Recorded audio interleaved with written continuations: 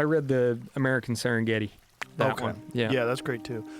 What his theory is, and I think it's valid, that the time where they saw millions of buffalo was because the Native Americans had been wiped out by disease. This is the idea, is that there was never a time where there were that many bison. Yeah. And that the reason why there were that many bison was because the Native Americans weren't hunting them anymore, because 90% of them were wiped out by disease. That's why when they, made their way across, and I guess it was like the early 1800s. Oh, like Lewis and Clark. Yeah, when they saw millions and millions of bison, the reason for that was that human predator population was in a trough. Yeah, exactly. And it allowed the bison to be in a spike. Yeah. Yeah. Yeah, because we completely makes sense. Oh, it totally makes sense. Yeah, because we always have those conversations about like when would be the best time to go back if you could, right? And also, how could it be that big total buffalo population number that always gets thrown out there was really on the landscape? Right. Like, why wasn't there a balance of predator and prey where there always is? If it was really natural, right? It does make sense. Oh, it totally. I mean, humans have been stirring the pot forever. That's why it drives me insane when people are like, well, before people. Yeah, fuck that. I'm like, well, what are you talking about? One that doesn't get us anywhere right now. Right. Before people's the dumbest fucking argument ever. They were here first. Well, this is the argument they use with wolves. Like they were here first. Like, shut the fuck up. Just shut the fuck up. Yeah. Stop. No, they weren't. First of all, I love people, okay? I'm only concerned with when people were around. So before people, fuck off. You want to kill all the people off so the wolves can run things? Like, what are you even saying? Right. What are we going to learn from a pre-human time? Doesn't make any sense. And there was obviously some sort of an imbalance that led to these enormous populations of bison. And I think Dan Flores is an incredibly brilliant guy. I think he makes a really compelling argument because we do know that the Native Americans were wiped out, that 90% of them were killed off by disease. We know that. We're talking about millions of people. And if millions of people were subsistence hunters and, they were riding around, living off the buffalo, following them around, which we know they did, completely makes sense, especially when you take into account the long gestation period. That bison, I think they have to be pregnant for a long time, right? Boy, I don't know about that one, but... The woolly mammoth, I know, is a long time. I'm sure it was, because, that was like African elephants. Yeah. I wonder, what is a buffalo gestation period? 9 months. Yeah. So, like a person. Yeah. Very different than like a deer. Very different than a lot of other animals.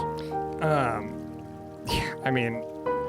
It's badass seeing those things out there. I mean, it really, really is. Because there's some part of like your, whatever people call it these days, your lizard brain or whatever. Yeah. Where, like, that's their home, right? And then you see that thing on that landscape and something just clicks and you're like, holy shit, man. Pretty cool. Oh, it's amazing. Yeah. It's really pretty cool just to see them in Yellowstone. Yeah. Which is kind of weird. But yeah, the Yellowstone thing is weird. I went there a few years back with my family, and it's really beautiful, and I enjoyed it. But I did not like the fact that all the elk were hanging out at the visitor station. You're right. Because they know they can't be hunted there, and they know the wolves won't go there.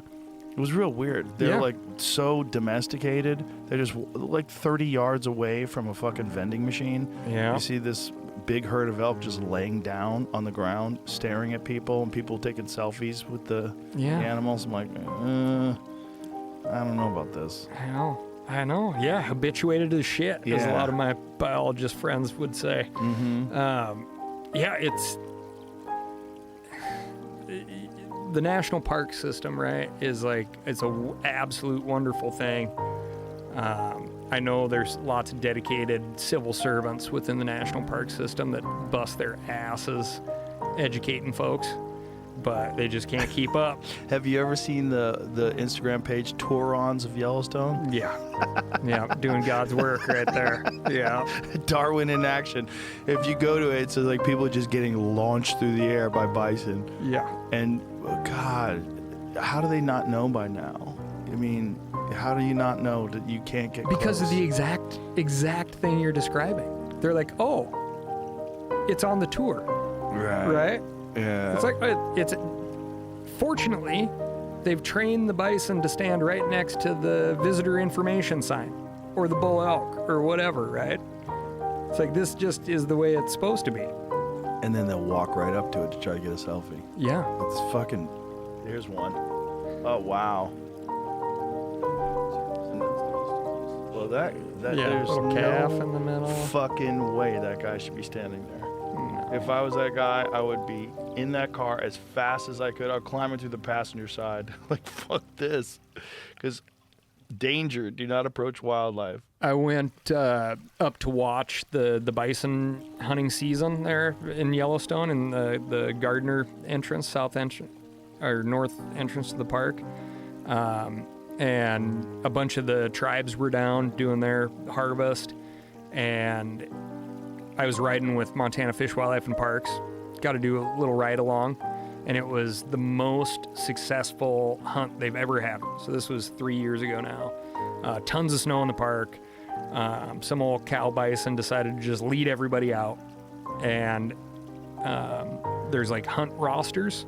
So you draw your bison tag, but then you can also be on a list in case those tags get filled, which they never do. But this year it did happen. And then all the tribes came up for their harvest, and it was amazing. Like, there were people knocking buffalo down everywhere. And in fact, so many that they had to come up with a system to where they'd be like, okay, between daylight and like 9 a.m., nobody's gonna walk beyond this line. Let everybody shoot, and then we'll all go out together and start cutting up bison and get them out of there. And then the next round of hunters can have at it. It was like a safety issue. Oh. Yeah. Yeah. Is this actually on the park? No. So it's called the zone of tolerance, which is a creepy name, if you're asking me. Zone of tolerance. So all the states, Idaho, Montana, Wyoming, that surround Yellowstone National Park, they have, the cattle producers have real fears of brucellosis, which is a disease that bison and elk pack around, and it causes domestic cattle to abort calves. So hurts them in the pocketbook, bad deal.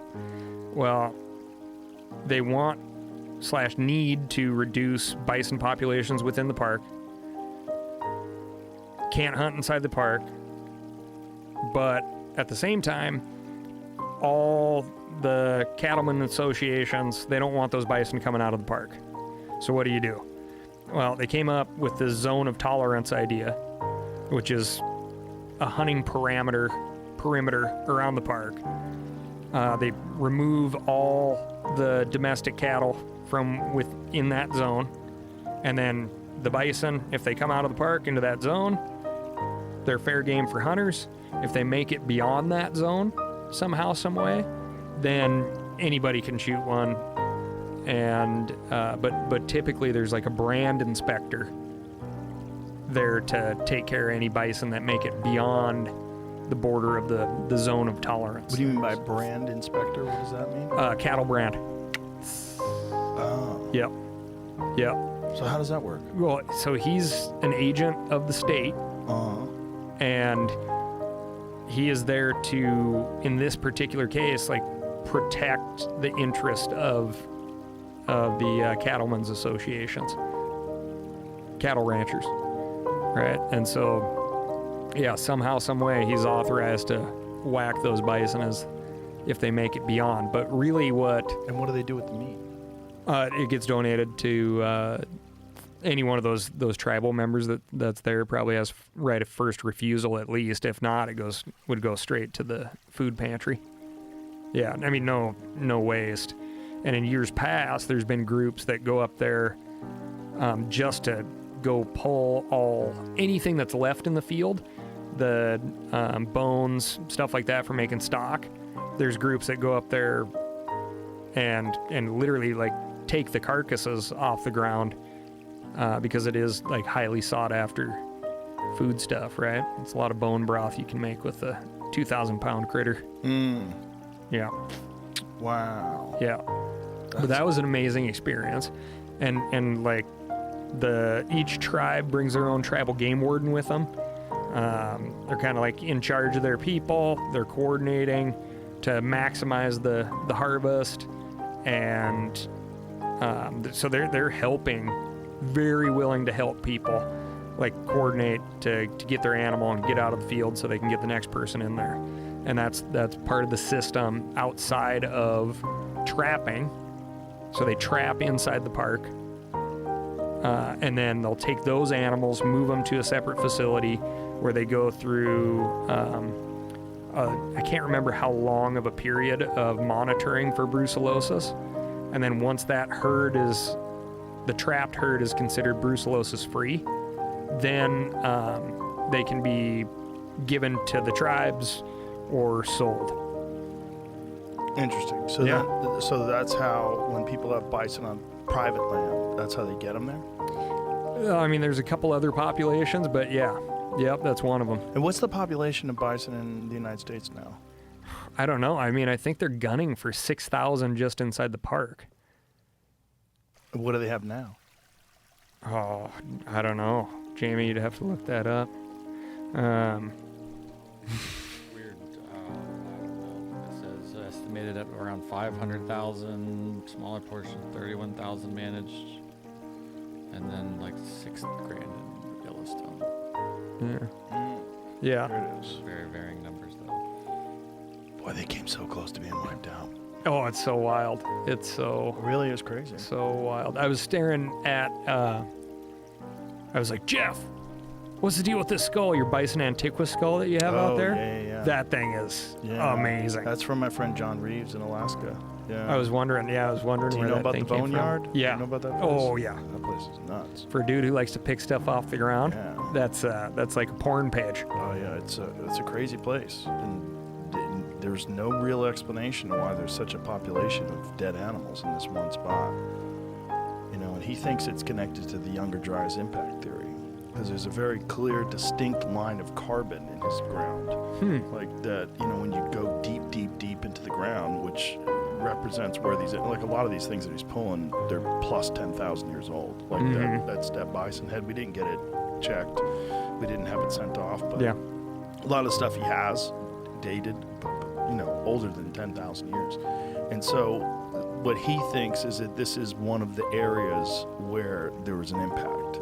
You know, this Younger Dryas impact theory, there's 2 time periods. One is around 11,800 years ago, and then there's another one somewhere around 10,000 plus years ago.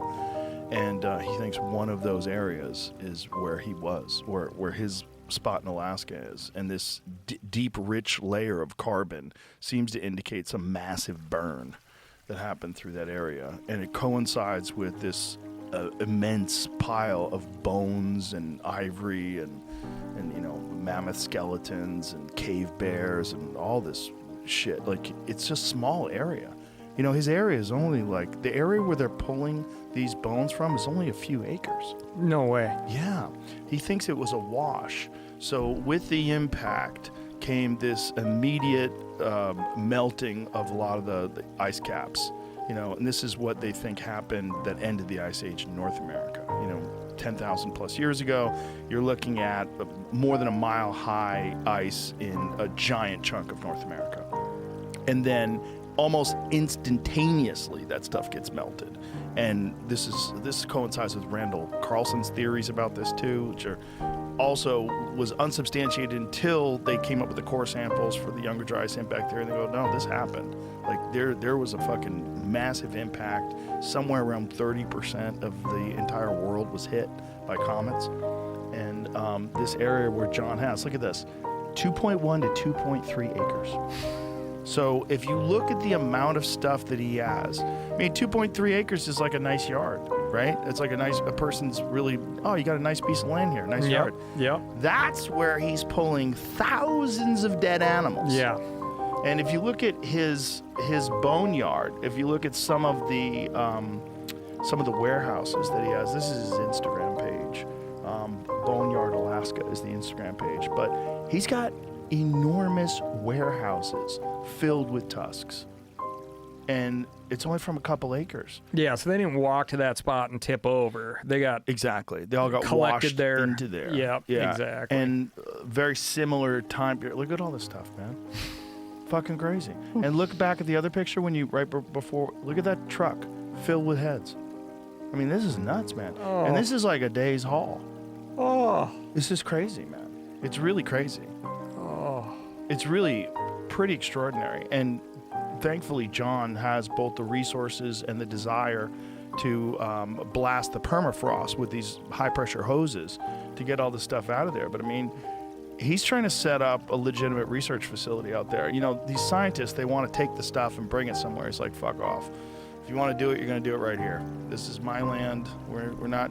He already had a problem with the Museum of Natural History. Is that what it was? Yeah, in New York, they dumped tons of his bones into the East River. So the property that he owned before he owned it, someone else owned it.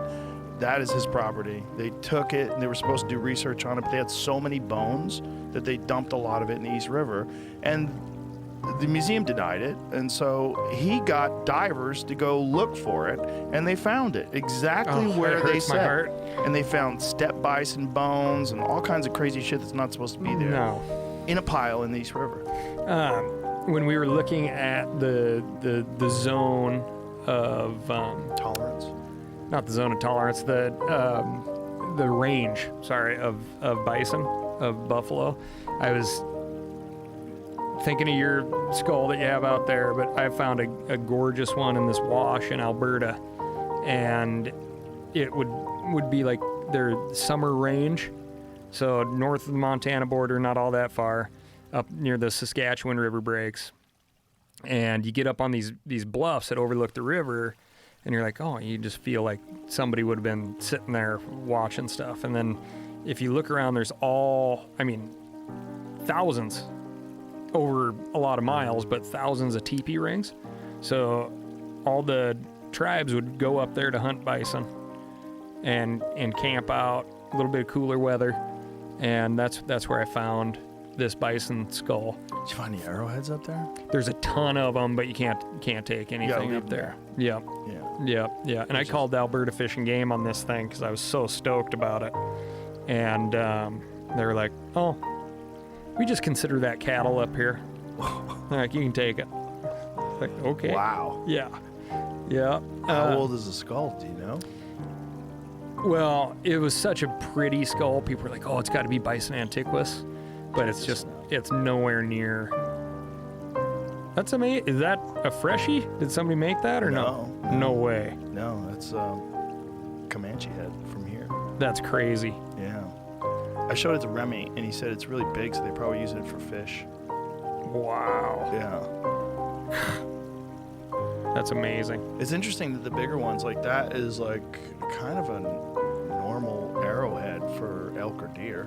Like if in today's standards, if you look at that, that looks like an iron will. That's basically an iron will wide, right? Yeah. And they didn't use them that big. They had smaller ones because they didn't have that much wanted power. penetration. They wanted real penetration. Yeah. Yeah. Pretty cool. Oh, so cool. So cool. There's a friend of mine has a ranch out here, and they've got thousands of them. Like the Comanche must have used that area, and he has literally thousands and thousands of arrowheads. He's got boxes of them all of them are dated and certified, like they know like what time period they came from. And yeah, so like, why was that chunk of ground in use for that long, right? Yeah. If he's got that many, it's not because one group of people camped there for a couple of days. Those thousands of years, probably. And it's because it's really rich. It's like it's right off the Colorado River, so a lot of resources, a lot of foliage, a lot of animals there to this day. Yeah. That's one of the things that you can tell people. It's like, do you want to know why public lands matter? Once you get your knee mangled like that, because the pain, like, it might inhibit training, it might become a problem. It's so hard to say. On TJ's post, he said it happened at this part right here, where his knee gets all twisted. Yeah, up. heel hook right there. That's the heel hook. Yeah. So he was yanking on that heel hook. Yeah. You could see it. I mean, go back. And by the way, that is the worst kind of heel hook. The inside heel hook right there. Man. That is so nasty. So TJ just didn't tap, and he just tore his shit apart. Mm-hmm. Yeah, you can see it there. See him keeping, he's keeping his weight off it there for a second. You can see that. Here he falls too in the second round. It's just, well, I'm sure because his knee was fucking mangled already. Mm-hmm. Look at him stepping on it funny. Yeah, he's walking. I guess I odd. didn't notice that before, but Yeah, he played it off well. He really Yeah. did a good job playing it off and gutting it out because he was obviously in like some serious pain. mm-hmm. Oh, Yeah, right there, he got it clipped. gave out. But part of getting dropped there was because he had no balance on that left leg. Mm-hmm. It was very wobbly. You know, have you had any surgeries on your knees? No, thankfully. I've Really? torn both MCLs through wrestling, but they were partial tears, and it was basically through wrestling season. I just had to wear a brace and do a lot of swimming, and it was actually, I think it was the first year as an All-American, I tore it like a couple weeks or a few weeks before Pac-10s, and just swam every workout up to Pac-10s, and then I just taped it up, went in there, and I ended up winning Pac-10s. Wow. And then ended up getting sixth. Did you ever get surgery NCAAs. on it after that? No, it was one of those things you just got to let heal up. Mm-hmm. They said unless it's a complete tear, you just basically let it heal. Hey, one thing I wanted to talk to you about is you got on the carnivore diet and Yeah. it really cured up your psoriasis. Is that, I mean, how long have you had psoriasis for? My whole life. I mean, I remember as a kid, it started on my shins, and it was just a small little patch. And I think as a kid, I even thought it was just a ringworm from wrestling, Mm-hmm. But it just never went away. And then just over the years, kind of slowly spread, got bigger.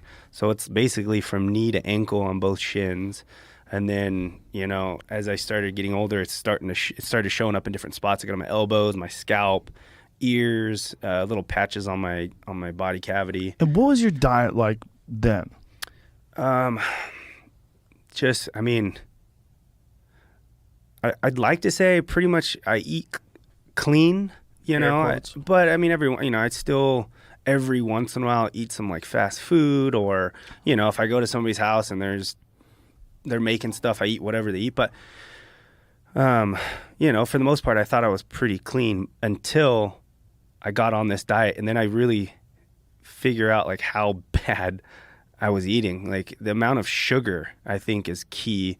Like I got on this diet and I started March 1, and I did it for the last 4 months, or 4 months into that. But basically sugar, I noticed, was probably the worst thing for it.